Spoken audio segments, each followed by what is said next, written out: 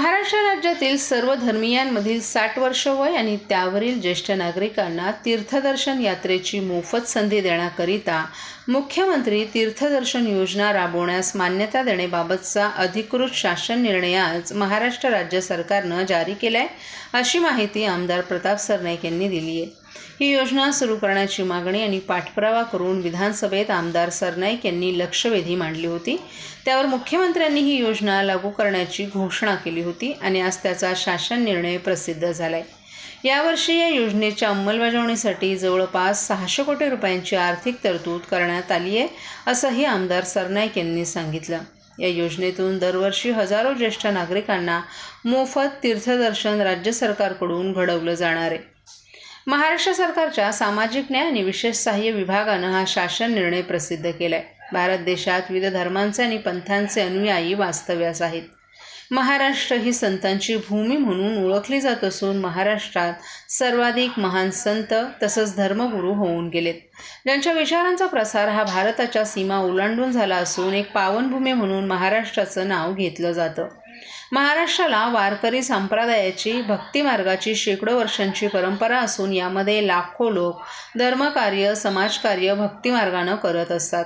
आपलं दैनंदिन कर्तव्य पार पाडत असताना देखील आपल्या देवीदेवतांचे, भगवंतांचं नामस्मरण चिंतन करत आयुष्य जगत असतात। देशात हिंदू धर्मात 4 धाम यात्रा, माता वैष्णोदेवी यात्रा ज्येष्ठ नागरिकांचं स्वप्न होतं। पुण्यकर्म म्हणून तीर्थक्षेत्री जाण्याची सुप्त इच्छा असते, परंतु गोरगरीब सर्वसामान्य कुटुंबातील ज्येष्ठ नागरिक त्यांच्या आर्थिक परिस्थितीमुळे वा कोणी सोबत नसल्यानं आणि पुरेशी माहिती नसल्यानं अनेक ज्येष्ठ नागरिकांचं तीर्थयात्रा करण्याचं स्वप्न पूर्ण होत नाही। ही बाब विचारात घेऊन सर्वसामान्य ज्येष्ठ नागरिकांना देशातील मोठ्या तीर्थस्थळांना जाऊन मनःशांती तसंच आध्यात्मिक पातळी गाठणं सुकर व्हावं यासाठी राज्यातील सर्व धर्मातील ज्येष्ठ नागरिक जे 60 वर्ष किंवा त्याहून अधिक वयाचे आहेत त्यांना राज्य आणि भारतातील तीर्थक्षेत्रांना मोफत भेटींची दर्शनाची संधी देण्याकरिता मुख्यमंत्री तीर्थदर्शन योजना सुरू करण्याची मागणी आमदार प्रताप सरनाईक यांनी फेब्रुवारी महिन्यात मुख्यमंत्री एकनाथ शिंदे यांच्याकडे केली होती। नुकत्याच झालेल्या अधिवेशनात आमदार सरनाईक यांनी मांडलेल्या लक्षवेधी सूचनेवर बोलताना एकनाथ शिंदे यांनी तीर्थदर्शन योजना लागू करण्याची महत्त्वाची घोषणा केली होती। राज्यातील सर्व धर्मीयांमधील ज्येष्ठ नागरिक जे 60 वर्ष आहेत किंवा त्याहून अधिक वयाचे आहेत त्यांना भारतातील तीर्थक्षेत्रांना भेट देण्याची इच्छा पूर्ण करण्याकरिता मुख्यमंत्री तीर्थदर्शन योजना सुरू करण्यास आजच्या शासन निर्णयातून मान्यता देण्यात आली आहे। मुख्यमंत्री तीर्थदर्शन योजना असं या योजनेचं नाव असून या योजनेचं उद्दिष्ट राज्यातील ज्येष्ठ नागरिकांना तीर्थक्षेत्र यात्रा मोफत उपलब्ध करून देणं असल्याचं आमदार प्रताप सरनाईक यांनी सांगितलं।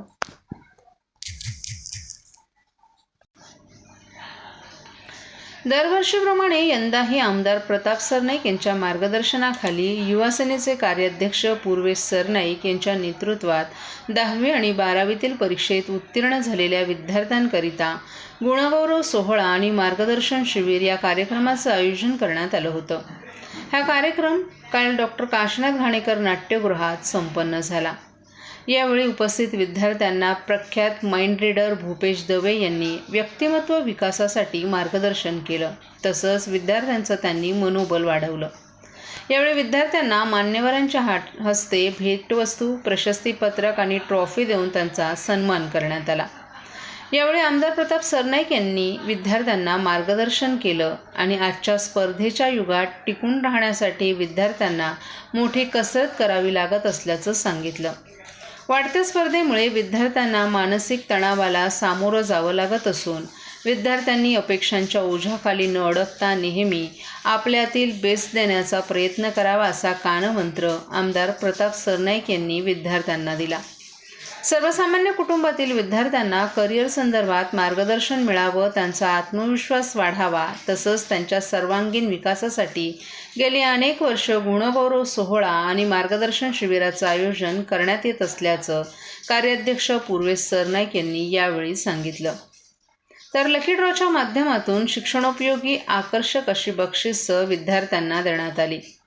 हा कार्यक्रम संपल्यानंतर मुलांच्या चेहऱ्यावर एक वेगळाच आनंद आणि आत्मविश्वास पाहायला मिळाला।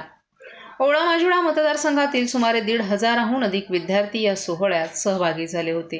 या कार्यक्रमास ओळा माजुडा मतदारसंघातील विद्यार्थी, शिक्षक आणि पालकही मोठ्या संख्येने उपस्थित होते.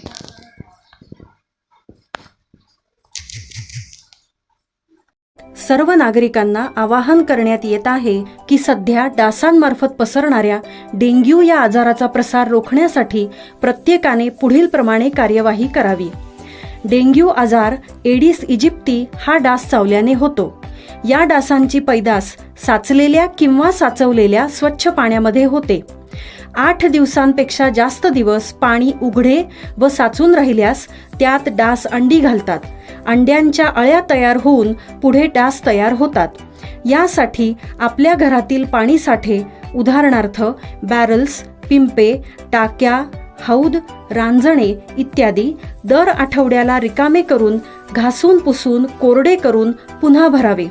1 दिवस कोरडा दिवस म्हणून पाळावा. पाणी साठ्यांना घट्ट झाकणे बसवावीत किंवा जुनी साडी, चादर, धोतर यांनी बांधून झाकून ठेवावीत, म्हणजे डास त्यात जाऊन अंडी घालणार नाहीत. घराच्या गच्चीवर, आजूबाजूला, अंगणात कोठेही पाणी साचू देऊ नये. भंगार सामान उघड्यावर टाकू नये. उदाहरणार्थ टायर्स, प्लास्टिक सामान, कुंड्या, टाकाऊ वस्तू इत्यादी. अशा सामानात पावसाचे पाणी साठून त्यात डेंग्यूच्या डासांची पैदास होते. घरातील कूलर्स, फ्रीजच्या पाठीमागील ट्रे हे देखील वेळोवेळी कोरडे करावेत. लक्षात ठेवा, नुसत्या फवारणीने डास घनता कमी होत नाही, तर त्यासाठी डास पैदास ठिकाणे नष्ट करणे ही आपल्या सर्वांची जबाबदारी आहे. कोणताही ताप अंगावर न काढता जवळच्या शासकीय रुग्णालयात मोफत औषधोपचार घ्या. अशा प्रकारे नागरिकांनी सहकार्य केल्यास डेंग्यूचा प्रसार रोखणे सहज शक्य आहे.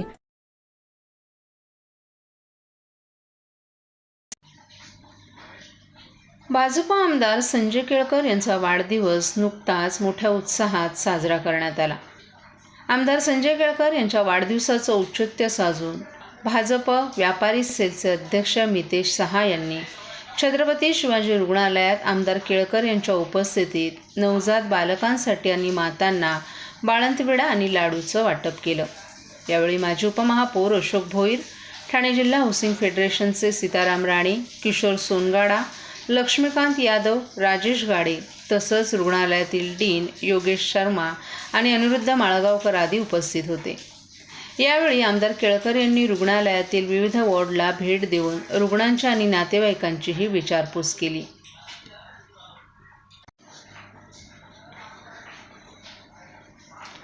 मुंब्रा बायपास रस्त्यावर झालेल्या अपघातात 3 जण गंभीर जखमी झाल्याची घटना घडली आहे. मिळालेल्या माहितीनुसार मुसळधार पावसादरम्यान एका कारला एका ट्रकनं धडक दिली. या धडकेमुळे कार अनियंत्रित होऊन रस्त्याच्या कडेला खड्ड्यात जाऊन पडली. या धडकेची तीव्रता इतकी जास्त होती की कारमधील प्रवासी दरवाजाची काच तुटून बाहेर फेकले गेले. या अपघातात 2 प्रवासी गंभीर जखमी झाले असून कार चालकही जखमी झालाय.